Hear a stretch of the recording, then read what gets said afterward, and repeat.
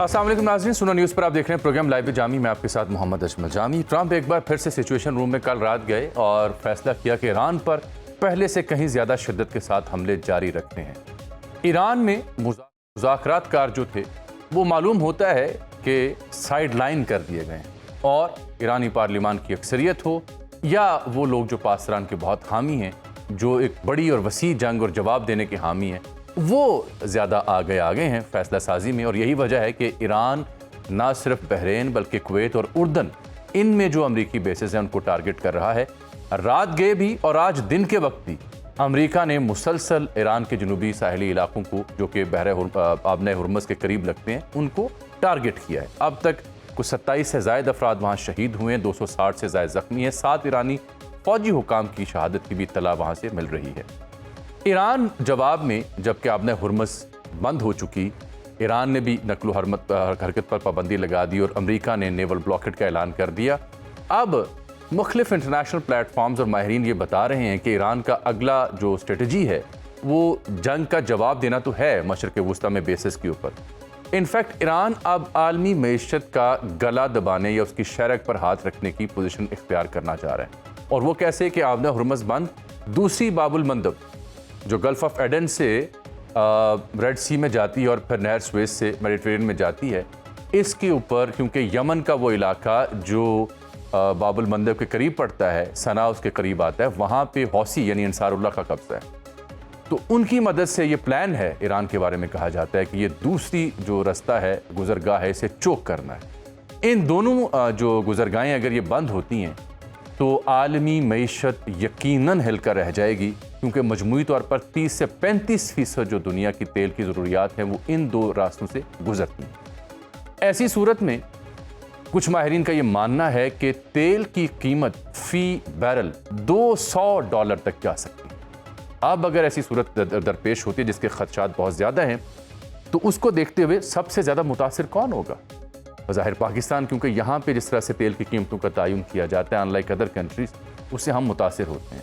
यहाँ अब हुकूमत ने ईंधन की कीमतों का रोज़ाना की बुनियाद पर तयन करने का फ़ैसला किया। डेली प्राइसेस चेंज हो सकती हैं, मालूम नहीं रात क्या सुबह क्या कीमत होगी, अनप्रडिक्टेबिलिटी यहाँ पर रहेगी। साथ में देख रहा हूँ कि कई एक रिपोर्ट्स आ रही हैं, चाहे वो पाकिस्तान में अदालती करप्शन जिसके बारे में कहा जा रहा है कि एक मुनज़्ज़म शक्ल इख्तियार कर रही है, International Federation for Human rights की तंजीम ने इसे खबरदार किया है। पाकिस्तान में गुर्बत और ग़ज़ाई तहफ़्फ़ुज़ पर जारी होने वाली हालिया जो मुल्की और बैनुल अक़वामी रिपोर्ट्स हैं वो हों, जिसमें शरह गुर्बत बढ़कर 28.9% हो चुकी, या फिर वज़राए इकराम के दिलचस्प और मुनफ़िद बयानात, और साथ हम देखते हैं कि काबीना में तब्दीली की खबरें हैं। तो आज सियासत से आगाज़ करते हैं, क्योंकि उसका ताल्लुक भी आलमी मंजरनामे से। आज हमने ज़हमत दी है सीनियर सियासतदान जनाब फैसल चौधरी साहब को। हमें ज्वाइन करेंगे वज़ीर ममलिकत और प्राइम मिनिस्टर के मुआविन ख़ुसूसी जनाब हुज़ैफ़ा रहमान साहब। आपने एक मुनफरद बयान की वजह से इन दिनों बहुत वायरल हुए पड़े हैं, जहाँ उन्होंने एक प्रोग्राम हमारे कुलीग असदुल्ला के साथ बात करते हुए कहा था कि मैंने आज अपने दफ्तर में अपने मुलाजिम को 28 रुपये दिए तो वो 2 रोटियाँ लेकर आया और 100 रुपये का सालन, थोड़ा सा रायता और आधी कोक लेकर खाना खाया। 128 रुपये का आज खाना खाया। उन्होंने ये बात की। अभी तक ये ज़ेर बहस है, क्योंकि अवामुन्नास सवाल पूछते हैं कि 128 रुपये में खाना कहाँ खाया जा सकता है। और इसका एक रेलिवेंस और ये भी है कि आप देखें कि तंदूरों पर रोटी की कीमत में इजाफा हो रहा है, आटे की सप्लाई के ऊपर भी सवाल उठ रहे हैं, गंदम की शॉर्टेज के ऊपर भी सवाल उठ रहे हैं। 16 रुपये की बजाय लाहौर के जो तंदूर मालिकान उन्होंने 25 और नान 30 की बजाय 35 रुपये में फ़रोख्त करने का ऐलान किया है। इनकी जो एसोसिएशन उसकी प्रेस रिलीज़ मेरे पास पड़ी है, वरना वो कहते हैं एहतजाजन हम तंदूर बंद भी कर सकते हैं। अपोजिशन को आप देखिए, वहाँ PTI अलीमा खान साहबा हमें नज़र आती हैं तीमरगरा में, और बैरिस्टर गौहर कुछ और बयान करती बात करते नज़र आते हैं। क्या ये कायमा कमेटी में वापस जाएंगे या नहीं, ये सूरत हाल है। इस पर बात करने के लिए फैसल चौधरी साहब को हम ज़हमत देंगे। चौधरी साहब बहुत शुक्रिया। जो वज़ीर मोहतरम का बयान है वो तो जब तशरीफ़ लाते हैं तब मैं डिस्कस करूँगा। फ़िलहाल ये जो आपकी डायलॉग कमेटी गई थी वहाँ पे कोट लखपत में, उसके बाद आज फिर उनके जो वकील हैं उनके से मंसूब बयान मेरे सामने आया है, वो कुछ नफ़ी करता है चौधरी साहब जो हालिया फवाद चौधरी साहब और दीगर की एफर्ट्स थी उन बयानात की। मैं पढ़ के सुना देता हूँ आपको ताकि आप तबसरा कर सकें। कोट लखपत जेल में कैद PTI रहनुमाओं का बयान। फवाद चौधरी और दीगर से कोट लखपत जेल में होने वाली मुलाकात का जो तासुर दिया गया वो दुरुस्त नहीं। फवाद चौधरी का बयान मुकम्मल हक़ाइक़ के मुनाफी है। हमें अपनी पार्टी क़यादत पर मुकम्मल एतमाद है। और ये राना मुदस्सर उमर के ज़रिए कोट लखपत से बयान जारी किया गया है। आप लोगों का वफ़द जब गया था तस्वीर कुछ और थी, कौमी हुकूमत, बातचीत, मुज़ाकरात, लेकिन ये तो तरदीद हो रही है। मैं उनकी दी गल मन्ना। देखो जामी साहब, thank you very much for having me. पहली बात तो ये है कि ये क़यादत पे जो एतमाद का इजहार किया है, क़यादत इमरान खान है जी। क़यादत जो राना मुदस्सर उमर जो है, हमारा भाई है, दोस्त है। हाँ। ये जो उन्होंने बाकी बातें की हैं, जो उनकी राय से मुताल्लिक, मुज़ाकरात से मुताल्लिक, कासिम मुनीर साहब की जो काविशें हैं उनको उन्होंने अप्रिशिएट किया, क्या उसका डिनायल आया है? तो मेरा नहीं ख्याल कि जो आपने भी पढ़ा है, जो मैंने भी पढ़ा है, उसमें ऐसी कोई बात है। गुजारिश ये है जी कि वो कैदी हैं और कैदियों को आप जाहिर है कोई घर में बैठे तो नहीं हैं, उनको जो सिचुएशन बताई जाएगी वहां पे जाके क्या होगा कि जी हमारे पल्ले पहले कुछ नहीं है, आपने वहां पे ये बातें की हैं और वो बिल्कुल ही हमें, क्योंकि कारकुनान इनको काफी ले दे इनकी हुई है, तो वो बेचारे जो हमारे अंदर बुजुर्ग कैद हैं, जो लीडरशिप अंदर कैद है, वो कहे ना कहे, ये लीडरशिप पे एतमाद करके कोई अपने पाँव पे आरा चलाना चाहे तो चलाता रहे। हमारे लिए उनके उनके लिए हमारे दिलों में हमदर्दी भी है और हम जो कुछ भी कर सकते हैं वो करेंगे भी। शाह महमूद कुरैशी साहब, अपना यास्मीन राशिद साहब, महमूद रशीद साहब, रियाज साहब, चीमा साहब समेत जो कारकुनान है, तो सब यहाँ पे एक बड़ा बुनियादी सवाल है ना, एक बड़ा बुनियादी सवाल ये है में कि what exactly is the problem. क्या सब जब तक किसी प्रॉब्लम को आइडेंटिफाई नहीं किया जाता तब तक आप उसका सोल्यूशन भी नहीं ढूंढ सकते। प्रॉब्लम क्या है? क़यादत अलीमा खान साहबा, तीमर गरा, बैरिस्टर गौहर साहब, या कोट लखपत बैठी क़यादत, या खान साहब जेल में बैठे हुए? प्रॉब्लम क्या है जो आप आइडेंटिफाई करें जिसकी वजह से आप लोग हरकत में आए, फवाद चौधरी साहब हरकत में आए, और उनके पास फार्मूला क्या है, उनके पास लेजिटिमेसी क्या है? ये दो मुख्तलिफ सवाल है, दोनों का जवाब चाहिए। देखिए सर, बात बड़ी सिंपल सी है। हम तो ये चाहते हैं कि दोनों जो एनगल्फ हो गया है, बहुत ज्यादा जो फासले बढ़ गए हैं, वो उनको कुर्बत में बदला जाए। तो जो नेशनल डायलॉग कमेटी है या कोई और भी बंदा इस पे कोई इंफरादी सतह पे काम करता है, तो मेरा तो नहीं ख्याल बतौर कारकुन पीटीआई के उस पे किसी किस्म का एतराज बनता है। इमरान खान साहब की रहाई हो या कोट लखपत के जो हमारे कैदी उनकी रहाई हो, उसको तो अप्रिशिएट करना चाहिए ना जी। उसकी वजह यह है कि अगर आपसे नहीं हो सका, देखे ना, अब इस वक्त अगस्त में 3 साल हो जाएंगे, यानी 36 महीने इमरान खान साहब की कैद को हो जाएंगे, और आपने पिछले कोई 1 साल से जुलाई से के बीच में नवंबर में एक मीटिंग हुई है, उसको ना ही कंसीडर करें कि पूरा साल हो गया इमरान खान साहब की मुलाकात ही कोई नहीं हुई किसी के साथ। सो इमरान खान साहब क्या सोच रहे हैं, या ये तो सियासी लोग हैं ना जी, ये तो अपने तय एफर्ट कर रहे हैं कि आप जो मुल्क में जारी कशीदगी है उसको कम किया जाए। अब जो पीटीआई की जो मौजूदा क़यादत है, शायद वो इनसे नहीं, वो हर किसी उस शख्स से वो बेचैन हो जाते हैं या उनको प्रॉब्लम हो जाता है, जो कि उनको लगता है कि यार कोई कामयाबी की तरफ ना चला जाए, यानी ना खुद कुछ करना है ना किसी को करने देना है। अब लीमा बीवी जो है वो तिमर करा और इसके दौरे पे क्यों गई? अगर ये लीडरशिप इतनी एक्टिव होती तो वो इतनी दूर क्यों जाती? वो मंगल की मुलाकात छोड़ के उन्होंने देखा कि बहुत ज्यादा इन पे उन्होंने कॉलें भी दी, कहा भी कि जी इनके कान पे जूं तक नहीं रही, तो वो खुद गई हैं आगे। और फिर जो है फैमिली का ज़र अगर बहनें भाई के लिए नहीं कोशिश करेंगी तो कौन करेगा? तो ये सूरत हाल जो है इस वक्त है। ये जो वल्नरेबिलिटी है ना जी, जब आपकी परफॉर्मेंस ना हो, आप को किसी का वो ना कर सकें, किसी का भला ना कर सकें और किसी को करने भी ना दें, तो ये सोच मुझे अजीबोगरीब लगती है। बाकी ना इन बयानात से कोई फर्क पड़ता है ना पड़ेगा। फ्रैंकली स्पीकिंग पूरी कोशिश है कि उनकी मुश्किलात में, खान साहब की मुश्किलात में, let me cut it very short through a simple question. Huzaifa साहब भी वैसे तशरीफ ले। हुज़ैफा साहब दीदार करवाइए, जनाब आपसे बात करना चाह रहे हैं। फैसल चौधरी साहब भी तशरीफ रखते हैं, आपका अगर कनेक्शन बहाल हो गया हो, लगता है आप फिर कोक पी रहे हैं हुज़ैफा साहब। नहीं, मैं आज कोक नहीं पी रहा, आज मैं मिल्क शेक पी रहा हूँ सर। अच्छा, ये भी इंतहाई सस्ते दामों कहीं से मिला होगा। नहीं, ये सस्ते दामों नहीं, ये घर से मेरी बेगम ने बनाकर भेजा है। अच्छा, क्या लागत आई एक मिल्क शेक याद आया कि दीदार पे याद आया, आप खुद बाज़ौक़ आदमी हैं जी, कि जब तलक दूर है उसकी प्रस्तिश कर ले, जिसे हम छू ना सके उसे खुदा कहते हैं। सुभान अल्लाह, क्या ज़ौक़ पाया आपने हुज़ैफा साहब। तो वो फैसल चौधरी साहब मुझे मैसेज कर रहे हैं और कह रहे हैं कि जी आज आप ये भी बता दें कि मिल्क शेक के ऊपर कितनी लागत आई है। मिल्क शेक पे लागत कम है कोई सर, यहाँ पर बैठे हुए जो है ना, मैं हिसाब किताब नहीं बना रहा, लेकिन अगर फैसल चौधरी साहब और आप खाना खाना चाहें तो 128 रुपए ईच बंदे के हिसाब से खाना मैं आपको खिला सकता हूँ, और अपने दफ्तर नहीं, जहां से हम जाएंगे, जहां से मैं मंगवाता हूँ खाना, तो वहीं से आपको खाना खिलाएंगे।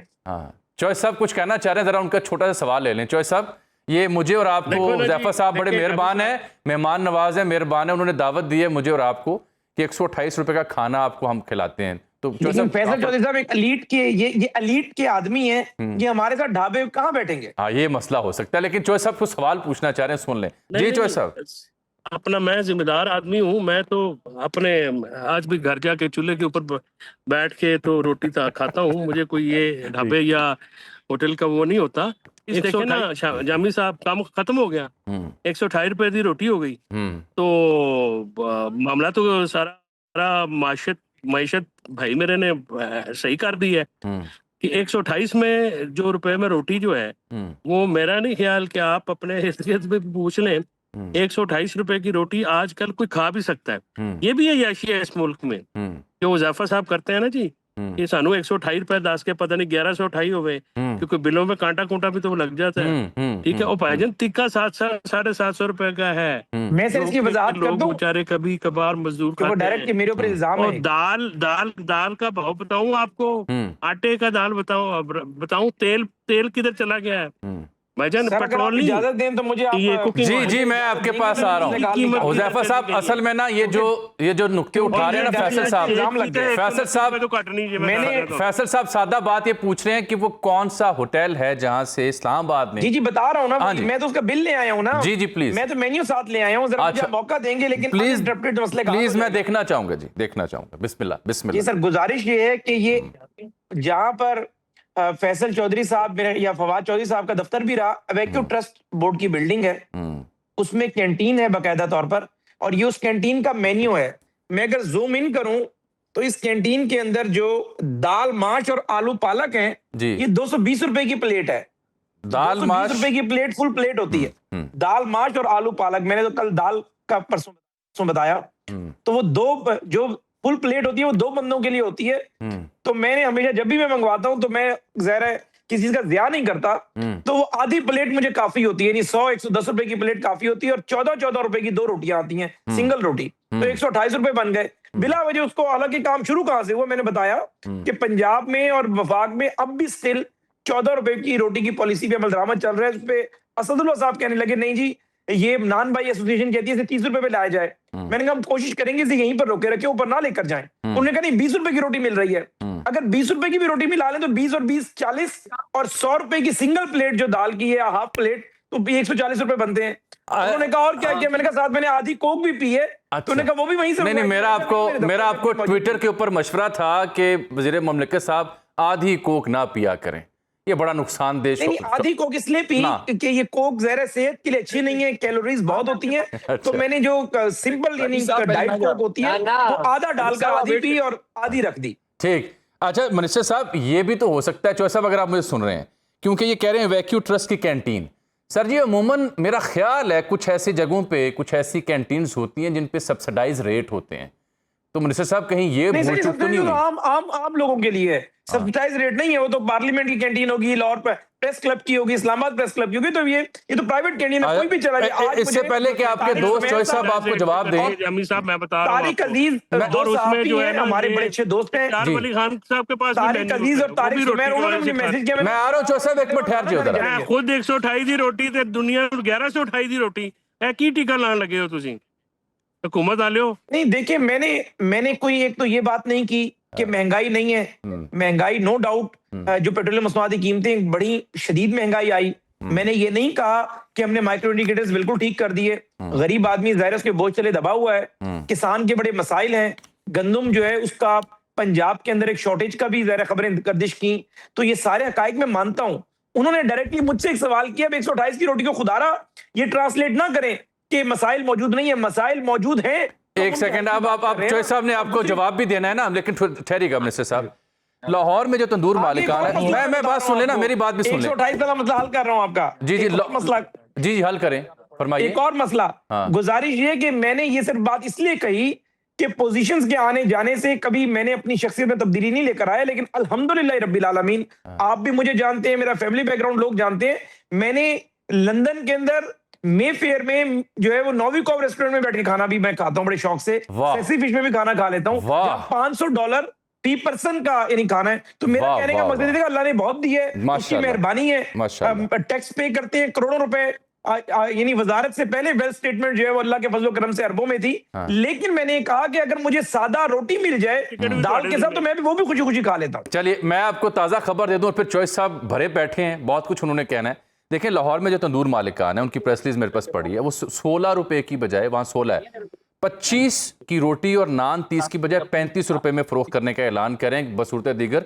वो कह रहे हैं तंदूर बंद करना है। वो आटे मैदे की कीमतें बता रहे हैं और गंदम की जो शॉर्टेज है किसान से जिस निर्खों पे लिया गया, अब पता चल रहा है कि वो गंदम मंगवानी पड़ रही है। ये एक अलहदा बहस है। चॉइस साहब मैं माइक आपको दे रहा हूँ बगैर किसी सवाल के, आप हुजैफा साहब से पूछना चाह रहे हैं, वो मेफेयर में भी खाना खा लेते हैं और ढाबे पे। एक बात तो मैं चॉइस साहब आपको बता दूं, पंजाब यूनिवर्सिटी में हुजैफा साहब वाकयातन ढाबू ढूबू पे हमारे साथ नजर आते थे, ये तो बात ठीक है। हूं दसो तो इतराज की है नहीं सर, अल्लाह ताला इन्हां दी रोटी 128 दी नहीं रखे, साडा सिर्फ है गुजारिश है, मुतालबा है कि साडी भी 128 दी करो, गरीब दी भी 128 दी करो। ये बात उन्होंने टीके लग रहे हैं 11-1128 रुपए के, और आप अपनी 128 जो बंदा मीडियम रोटी ले जाएगा पहले आप घर पहुंचा के आया करेगा। ਉਹ ਕਹਿੰਦੇ ਨੇ ਤੁਹਾਨੂੰ डिलीवरी सर्विस दे देने रोटी। उज़ैफा साहब अल्लाह ताला आपको मजीद डिलीवरियां कराने की इस्तात दे। मेरे जैसे बंदे के, जो मैं भी जिम्मेदार हूँ तो घर की गंदम खाता हूँ, मेरे में तो रोटी का इतना इशू नहीं है। जो गरीब लोग हैं उनको प्लीज जरा उनका कुछ ख्याल करें। सारे मेफेयर ही चले जा रहे हो, कुछ थल्ले भी आ जाओ। नहीं मसाइल मौजूद हैं, गरीबों के मसाइल, मैं तो उस पर बात ही नहीं कर रहा। गुजारिश ये है जी सर, गुजारिश ये है कि आप उज़ैफा साहब आप अंदाजा लगाएं कि आप डीजी खान से हैं, मैं जेलम से हूँ, हम लाहौर को भी जानते हैं, पेशावर को, कोयटा में जितने भी दोस्त आते हैं। जामी साहब इस वक्त लोगों के तन मन धन पे देखे, सियासत 3 चीजों का नाम होता है, रोटी कपड़ा और मकान। ये भुट्टो साहब ने जो नारा दिया था, इसके पीछे एक पूरा थॉट प्रोसेस है। और ये रोटी कपड़ा और मकान लोगों पे मुश्किल हो गए, लोगों के ऊपर जीना मुश्किल हो गया। तनख्वाहदार तबका हो, दुकानदार हो, ताजर हो, कारखानेदार हो, जिम्मेदार हो, सारे इस वक्त चीखे मारे। अब हम जब भी बात करते हैं हमें सुना दी जाती है, देखे जी हमने इंटरनेशनली ये कर दिया, हमने वो कर दिया। अल्लाह ताला आपको और इस्तात दे, कुव्वत दे, आप उस पर करें। लेकिन जो आपके सेंटर्स ऑफ ग्रेविटी हैं जामी साहब, लोगों का और उनका आपस में दूरी हो चुकी है। और दिसंबर के बाद जो वेस्ट है, जो उन्होंने तो ये शुरू कर दिया अपना सोचना। हम क्या सोच रहे हैं, क्या हम अवामी हमायत के बगैर क्या ये दिसंबर के बाद या आने वाले वक्तों में हम ये कर सकेंगे? नहीं कर सकेंगे। देखिए ये बात बड़ी संजीदगी से मैं कर रहा हूँ, इसमें कोई सियासी मुखासमत या मुखालफत की बात नहीं है। मैं आपको पाकिस्तानी होने की हैसियत से ये अर्ज कर रहा हूँ, हुज़ैफा साहब का को बार बार इशारा कर रहा हूँ कि सर इस वक्त लोगों के जो पेट में रोटी नहीं है, और अपना ख्वाजा फरीद साहब ने ये सैकड़ों साल पहले कर दिया था कि जो छठा रुकन है वो रोटी होता है ईमान का, और अगर रोटी ना मिले तो 5 रुकन भी खत्म हो जाते हैं। बिल्कुल ठीक, बिल्कुल गुजारिश ये है कि आप अपनी कारकर्दगी पे तवज्जो दें खुदा के लिए। ये 128 228 अल्लाह करे आप 14 रुपए की सारी रोटी खा लें, और आप तो खाते भी नहीं है जितने का आप सेहतमंद हैं। लेकिन आम लोग, आम मजदूर जो है वो मर रहा है, आम गरीब आदमी जो है वो तंग पड़ा हुआ है। कुछ 5 बजट, बिल्कुल ठीक है, ये बड़े सीरियस 5 बजट हो गए। जी 5 हो गए। अच्छा जी, ये बड़ा सीरियस ऑब्जर्वेशन है। मिनिस्टर साहब गुजारिश है, जिन तवज्जो दिला रहे हैं ना, आपका इस्तदलाल अपनी जगह, मैं माइक आपको दे रहा हूं, लेकिन सुनिए, आपकी बातें अपनी जगह दुरुस्त होंगी, लेकिन ये आपका जो इकोनॉमिक सर्वे है 25-26 का, ये बताता है कि मुल्क में मजमूई गुर्बत की शरह बढ़कर 28.9% हो चुकी है। इसका मतलब ये बनता है कि 7 करोड़ अफराद खते गुर्बत से नीचे ज़िंदगी गुजार रहे हैं, और उनके पास यानी बुनियादी अशाए जो खुरनोश होती हैं उनके ख़रीदने के वसाइल जो हैं बहुत महदूद हैं। और दही इलाकों में ये और संगीन है, वहाँ पे ये जाके 36.2% हो जाती है। और यही नहीं बल्कि जो ताज़ा ग्लोबल हंगर इंडेक्स है पाकिस्तान के हवाले से, 123 ममालिक में से 106वें नंबर पर हम आते हैं। स्कोर हमारा 0% बनता है। भूख की शदीद सतह करार दी गई है। तो मिनिस्टर साहब, ऐसी सूरत में फिर 14 रुपए की रोटी की डिबेट बड़ी संजीदा हो जाती है हजरत। मैं अब गुजारिश करूं जामी साहब, आपने जो कि बहुत संजीदा बात की है, और मैं कह सकता हूं कि you hit the nail on the head, और अवामी पल्स पे आपने हाथ रखा है। फैसल चौधरी साहब ने भी जो बातें की हैं, मैं किससे इख्तलाफ नहीं कर रहा। ठीक। पहली बात तो ये है कि मजाक से हटकर जो हमने वो ट्रोलिंग शुरू कर दी, वो मेरे भाई असदुल्ला इरशाद भट्टी साहब वगैरह ने उसको मजाक का रूप दे दिया। एक तो पहली बात ये कि at the cost of reputation, हरगिज ऐसा नहीं है कि मुमकिन है कि मैंने अगर 2 रोटियां मंगवा ली और सालन आधी प्लेट में खा लिया, एक गरीब आदमी जो सारा दिन मजदूरी करता है, ला महाला क्या पता वो सालन ज्यादा इस्तेमाल करता है, और उस फॉर्मूले, मेरे फॉर्मूले पे ही उसको अगर पूरी प्लेट मंगवानी पड़े तो ज़रा 300-400 में जाकर उसको एक वक्त की रोटी मुयसर आ रही हो। तो एक तो बात ये कि चूंकि आप दोस्तों ने इसको जरा लाइटर नोट पे सवाल किया, तो मैंने भी लाइटर नोट पे जवाब दिया। एक तो ज़ाहिर है हम भी हलकों में जाते हैं, इसमें कोई दो राय नहीं है कि जब हमें हुकूमत मिली थी, पाकिस्तान दिवालिया होने के जो है वो इंडिकेटर्स दे रहे थे तमाम सियासतदान इंक्लूडिंग इमरान खान, हमने मैक्रो इंडिकेटर्स ठीक किए। जनवरी फरवरी में माइक्रो इंडिकेटर्स की तरफ आना था, लेकिन वो माइक्रो इंडिकेटर्स हम ठीक नहीं कर पाए, क्योंकि ईरान अमेरिका वॉर हुई, पेट्रोलियम मसनूआत की कीमतें आसमान पर चली गईं, और लामहला उसका इम्पैक्ट नीचे आया। किसान उन डेज के अंदर गंदम की कटाई की तरफ जा रहा था, डीजल जो है वो 520 पर चला गया। इन सारी चीजों का बिल्कुल अदराक भी और एहसास भी है। नहीं, अब तो आप डे टू डे, अब तो आपकी सरकार चाह रही है डे टू डे फैसला करना है हमने कीमतों का। क्या ये बात दुरुस्त है?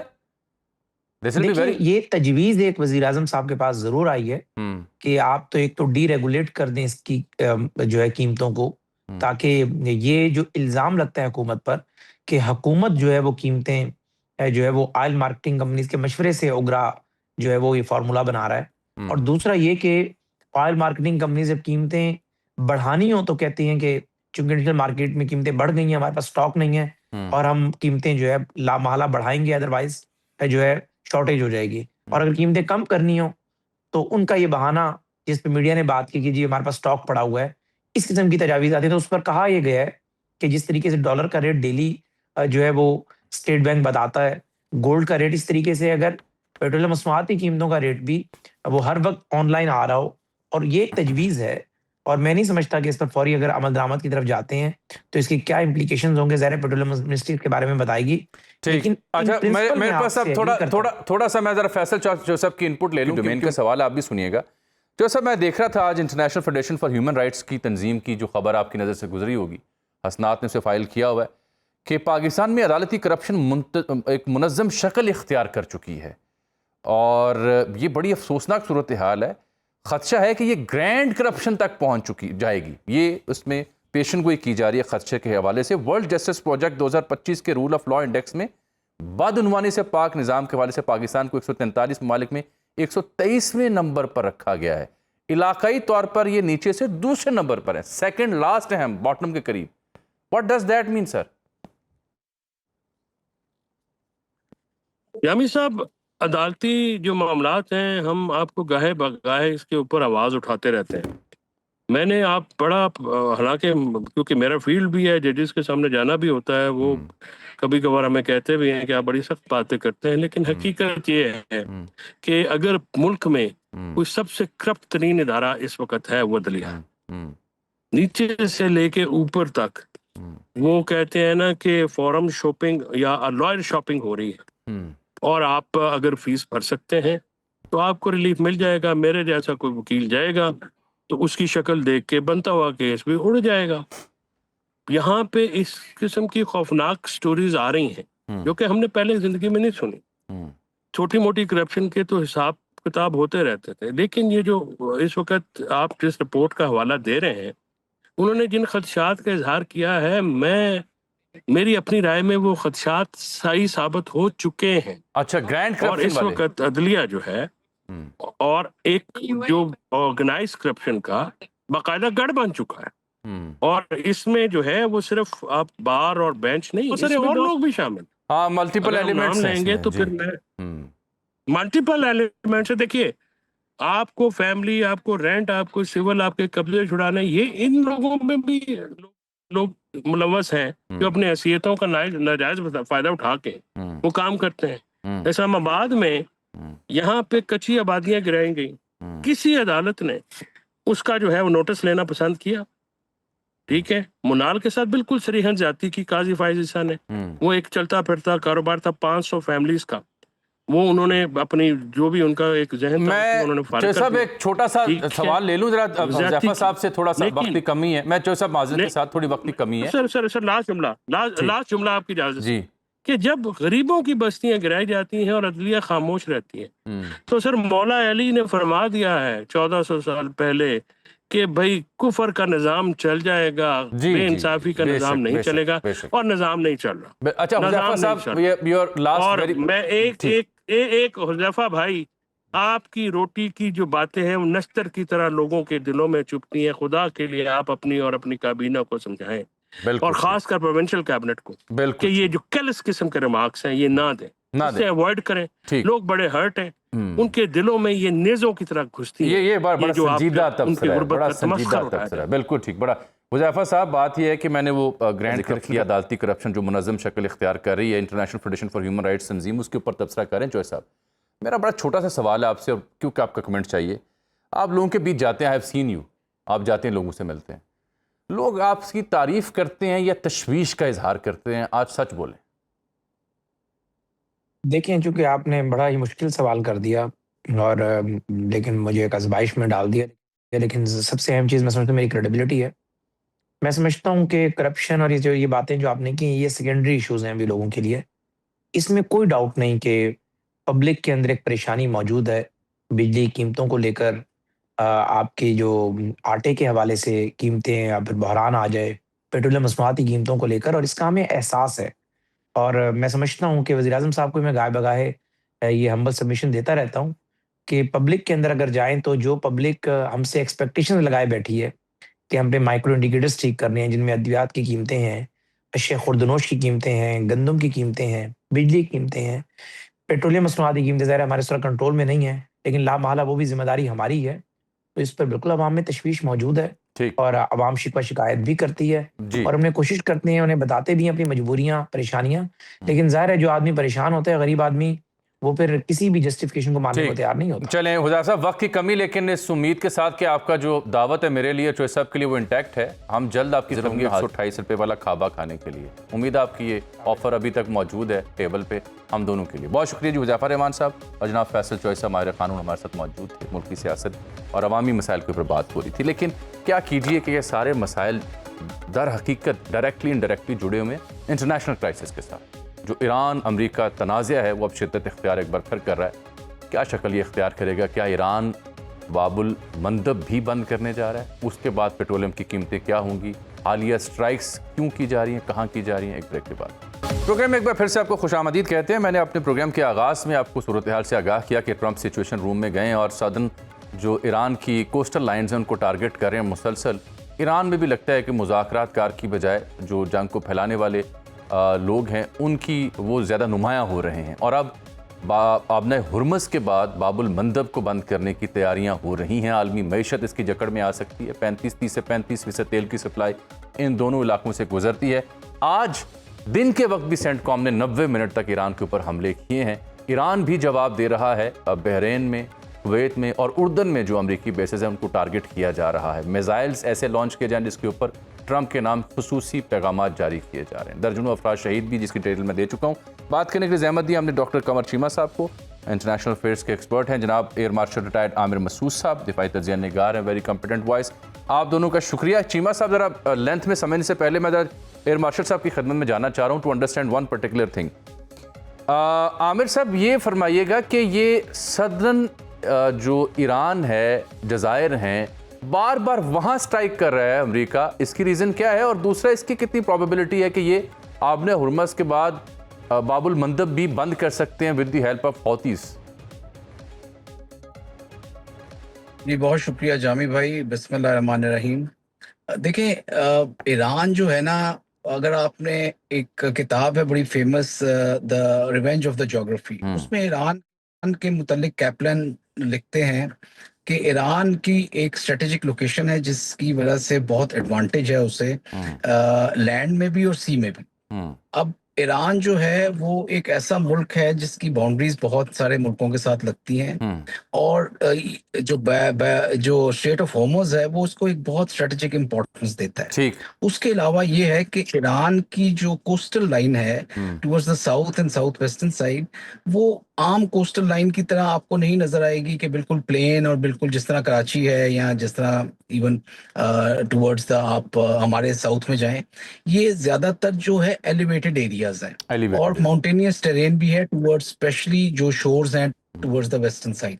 तो वो एक उसको इनहेरेंट एडवांटेज देते हैं कि उनकी जो बोट्स हैं, उनके जो नेवल वेसल्स हैं, जो व्हीकल्स हैं और जो अंडर वाटर हैं, उनको वो ना सिर्फ अंडर वाटर तो कर सकते हैं, लेकिन वो जो कर्वेचर्स ऑफ अर्थ हैं उसके अंदर भी छुपा सकते हैं, और काफी हद तक उन्होंने उस एडवांटेज का फायदा उठाया है। दूसरा, ईरान ने जो पिछले कई दिहाइयों से बड़ी इंपॉर्टेंट चीज की है वो ये कि उन्हें पता है कि अब टेक्नोलॉजी ऐसी है कि उससे छुपा नहीं जा सकता। सही। और प्रिसिजन इतनी अच्छी है कि प्रिसिजन की वजह से हर हदफ बनाया जा सकता है। Every target can be very accurately engaged, और कोई रेंज का मसला नहीं है, कोई एक्यूरेसी का मसला नहीं है, और एयर पावर इनके पास बेतहाशा है अमेरिका। और तो उन्होंने जो दो चीजें की वो बहुत इंपॉर्टेंट है, जो मैं आपके तवसत से जिक्र करना चाहूंगा। एक तो अपनी टोपोग्राफी का, अपने टेरेन का एडवांटेज दिया। दूसरा, उन्होंने डग इन बंकर्स बनाए, उनका पूरे शहर बने हुए हैं जिसमें उन्होंने मिसाइल्स और ड्रोन्स और अपने कमांड एंड कंट्रोल सेंटर्स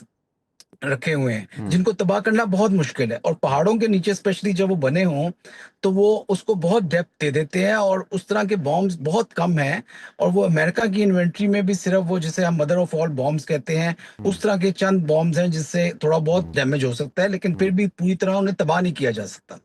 जबकि बाकी अगर आप अरब कंट्रीज देखें तो उनके जितने टारगेट्स हैं वो ऑन द सरफेस हैं। यूएई हो गया, सऊदी अरेबिया हो गया, कवैत हो गया, कतर हो गया, इनकी रिफाइनरीज, इनके इंफ्रास्ट्रक्चर्स, इनके economic targets, they are all on the surface, और बहुत ज्यादा अंदर डगे नहीं है, जिसकी वजह से उनको नुकसान भी ज्यादा हो रहा है।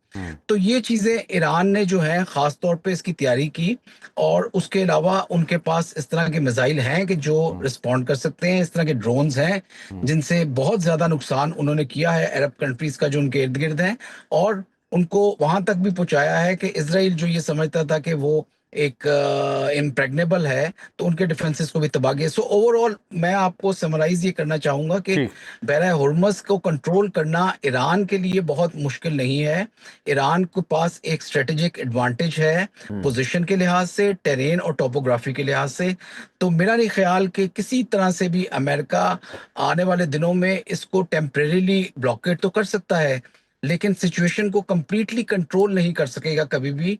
ईरान के पास ये एडवांटेज जो है उसके न्यूक्लियर बॉम्ब से ज्यादा इंपॉर्टेंट एडवांटेज है, बिल्कुल उसकी पोजीशन की और उसकी स्ट्रेटेजिक। बिल्कुल ठीक। साथ में कमर चीमा साहब, अमेरिका में अब क्या हो रहा है? क्योंकि रात डेमोक्रेट्स ने 1.5 ट्रिलियन वाली कहानी तो रोकी, लेकिन जो कांग्रेस को खत लिखा ट्रंप ने, उसमें तो ये बताया जा रहा है कि वो जंग के लिए जा रहे हैं, और इससे मालूम ये होता है, तासुर मुझे ये मिला कि एज इफ ये कोई मामूल की झड़पें नहीं, बल्कि अमेरिका एक फुल फ्लेज वॉर वेज कर रहा है, और सिचुएशन रूम में भी ट्रंप इसीलिए गया।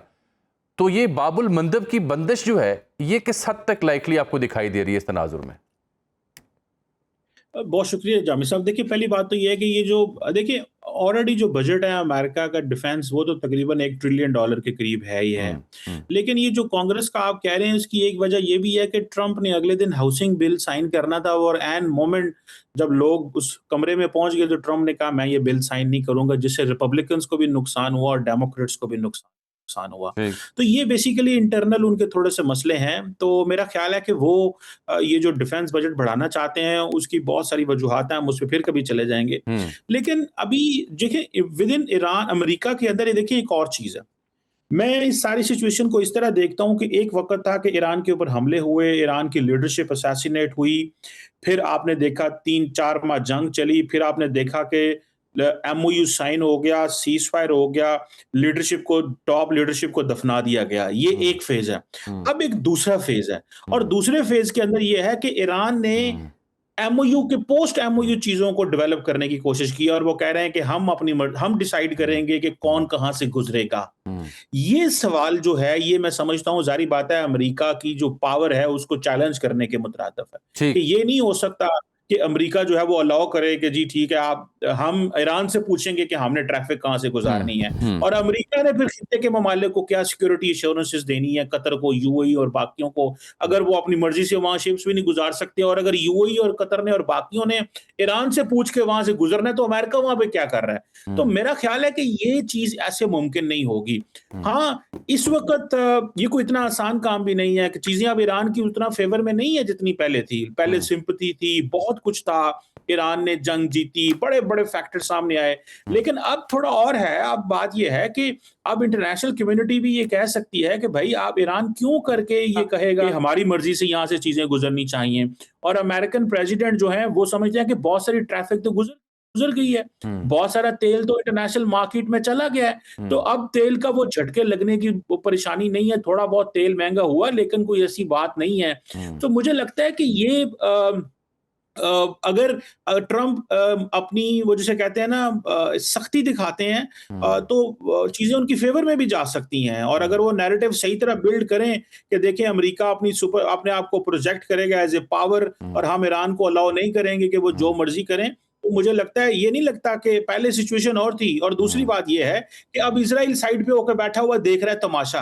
अब ये सिर्फ और सिर्फ ईरानियों को भी इस चीज को देखना है कि उनको मौका मिला था कि वो तेल बेच सकें, पर वो नहीं बेचना चाहते। उनको मौका मिला था economic and political global main streaming का, वो नहीं होना चाहते, और वो सिर्फ और सिर्फ दुनिया को और खित्ते को और हर चीज को स्ट्रेट ऑफ हार्मुज के लेंस से देखना चाहते हैं। तो मेरा ख्याल है कि ये भी एक क्वेश्चन जो है वो दुनिया के सामने आ रहा है। तो मुझे लगता है कि ये ट्रंप एडमिनिस्ट्रेशन या जो अमेरिकी सदर हैं वो जारी बात है, वो जैसे अभी सर फरमा रहे थे कि ना अमेरिकन सिंगल हैंडल्ड चीजें कर सकते हैं, ना ईरानियंस। ये थोड़ा इनको लड़ने वड़ने दें और दोबारा फिर टेबल पे बैठना पड़ेगा, और ये दोबारा आप देखिएगा कि ईरान को अलाउ करना पड़ेगा कि दोनों रूट चलें। ये ऐसे नहीं हो सकता कि एक रूट चले और ईरान की मर्जी से, वरना ईरान का वो ब्लॉकेट कर देंगे, ना ईरान बैठ जा सकेगा, ना अंदर से चीजें आ सकेंगी। तो उनके लिए भी मसला है कि वो अपना कुछ किसी ईरानी पोर्ट पे कोई नहीं जा सकता, तो वो ईरान को पनिश तो कर सकते हैं, लेकिन हाँ उसकी कॉस्ट वही है। फिर पुरानी बातें कि जी तेल की कीमतें बढ़ेंगी, इंटरनेशनल सप्लाई चेन के मसले आएंगे। लेकिन अब ट्रंप की पोजीशन डिफरेंट है। अब ट्रंप की पोजीशन वो नहीं है कि वो इजराइल के साथ जो है मिल के गया था। अब देखें, अब ईरान गलती ये कर रहा है कि वो अमेरिका और इजराइल के दरमियान जो दरारें थी वो दरारें कम हो गई हैं, और इजराइली कह रहे हैं देखो जनाब, हम तो पहले ही आपको कह रहे थे इतबार नहीं कर सकते। यस बिल्कुल, very true, this is very alarming, very alarming, very angle से अब होंगी। अब वैसे नहीं है, फेज 1 खत्म हो गया, ये फेज 2 मेरी नजर में चल रहा है। बिल्कुल ठीक कह रहे हैं, ये I can not agree more with you है। इमाम साहब ये फरमाइएगा कि ये जो बाबुल मंदब वाली कहानी आपने पहले डिस्कस की, 2023 में भी जब इन्होंने हौसीज ने किया कुछ उसको वेसल्स को टारगेट, तो यूके और यूएस ने एरियल स्ट्राइक्स की थी। हालिया जो जंग थी उसमें नेटो या यूरोप उस तरह से ऐड ऑन नहीं हुआ अमेरिका के साथ। अब अगर ईरान ये दोनों ऑप्शंस लेता है बंद करने की, चोक करने की, तो आपको क्या लगता है कि अब इसराइल के साथ साथ यूरोप और नेटो भी मजबूर होंगे फिर? क्योंकि अगर ये बाबुल मंदब बंद होता है तो वो मेडिटेरेनियन सी तक जो एक्सेस है स्वेज से, वो बंद हो जाएगी। जी बिल्कुल ठीक कह रहे हैं आप। देखें, इसमें इस वक्त जो अनसर्टेनिटी और वॉलेटिलिटी है ये इंक्रीज हो रही है, और बाबू मंदब के आने से और ये हुतीज वाला जो एस्पेक्ट है उससे डेफिनेटली एक और अनसर्टेनिटी इंक्रीज होगी, प्राइसेस ऊपर जाएंगी और मसले ज्यादा क्रिएट होंगे। Recession is on the increase. मतलब मगर द पॉइंट इज दिस कि देखें, जो स्टेट ऑफ होर्मुज है जब स्टार्ट हुआ था ये सिलसिला, तो उसका कहीं जिक्र ही नहीं था, और जो ऑब्जेक्टिव्स थे इजराइल के और अमेरिका के वो दो बहुत इंपॉर्टेंट थे, जो न्यूक्लियर का था और दूसरा जो था वो चेंज ऑफ रिजीम का था। तो ना तो रिजीम चेंज हुई, ना न्यूक्लियर उनका कंप्लीटली डिस्ट्रॉय हुआ। रोल बैक आप कह सकते हैं कि थोड़ा उसमें दरारें जरूर पड़ी, लेकिन दैट इज स्टिल इंटैक्ट, और यूरेनियम की जो एनरिचमेंट है वो भी उसी लेवल पे उनके पास मौजूद है। लेकिन अब जो मसला बन गया है सारा, और जिसके ऊपर सारी चीजें रिवॉल्व कर रही हैं, वो स्ट्रेट ऑफ हॉर्मुज है। बिकॉज ये बहुत एक इम्पॉर्टेंट चोक पॉइंट है, और ईरान ने भी इस चीज को अब रियलाइज कर लिया है कि जिस तरह से अनप्रेडिक्टेबिलिटी है उनके दुश्मनों की, और जिस तरह से डीप किस्म का एक डिस्ट्रस्ट पाया जाता है, और जिस तरह से हमेशा से वायलेशंस की हैं अमेरिका ने और इजराइल ने, जितने भी मुआहदे हुए, चाहे वो JCPOA था, चाहे वो कतर में हुआ, चाहे ओमान में हुआ, चाहे पाकिस्तान में हुआ, तो उनके पास ये एक आखिरी इंस्ट्रूमेंट है।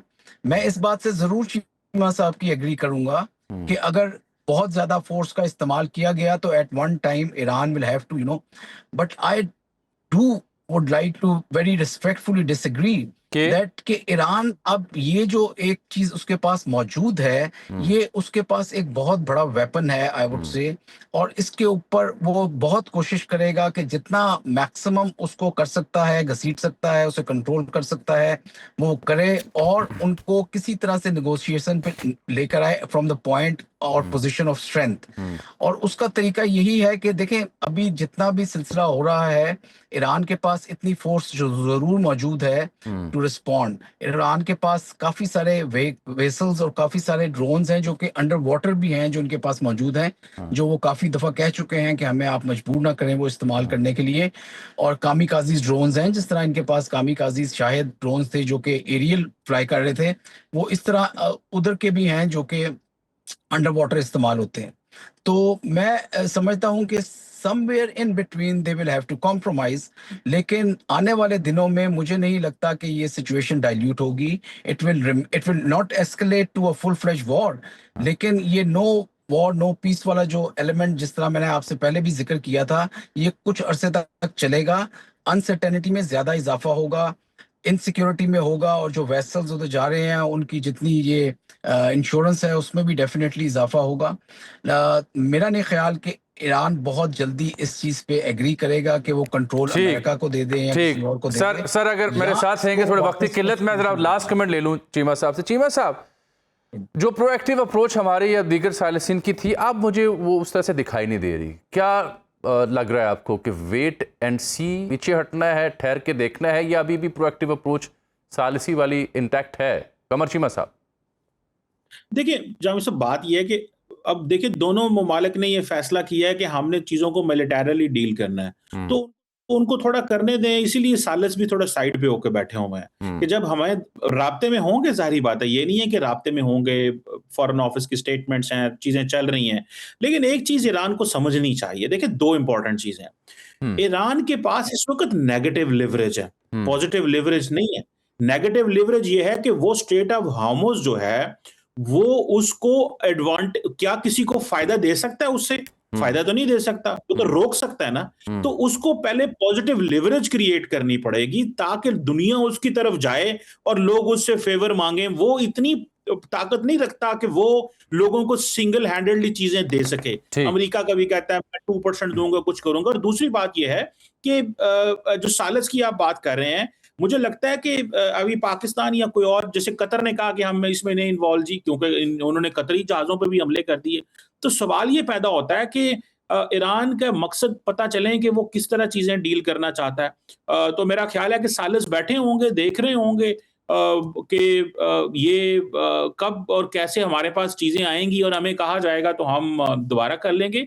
बाकी अगर दोनों इस वक्त मिलिट्री ऑप्शंस पे जाना चाहते हैं तो ईरान को एक डिसएडवांटेज है, और वो ये है कि अगर अमेरिकन इसी तरह 6 महीने, साल, 2 साल लगे रहें तो उनका तो इंफ्रास्ट्रक्चर बहुत ज्यादा कॉम्प्रोमाइज होगा, ग्लोबल चीजें खराब होंगी, सप्लाई चेन के मसले होंगे, इकोनॉमी पे फर्क पड़ेगा, इस तरह की चीज। ठीक, तो मेरा ख्याल है कि ये ना इंफ्रास्ट्रक्चर ही सारा तड़वा बैठे जो कुछ है। और जी, वो ट्रंप इसका थ्रेट भी कर रहा है कि नेक्स्ट स्टेज में वो ब्रिजेस को एनर्जी इंफ्रास्ट्रक्चर करेंगे। 1 हफ्ते की मोहलत भी दे रहा है। बहुत शुक्रिया डॉक्टर कमर चीमा साहब, एयर मार्शल साहब, आपके कीमती वक्त का। ये बड़ा शदीद ये बहरान है, इसका असर पाकिस्तान पर पड़ सकता है, बिलखुसूस ऑयल एंड पेट्रोलियम और एनर्जी सेक्टर के ऊपर प्राइसेस ऊपर जा सकती हैं। आज के लिए इतना ही, इजाज़त दीजिए। अल्लाह हाफ़िज़।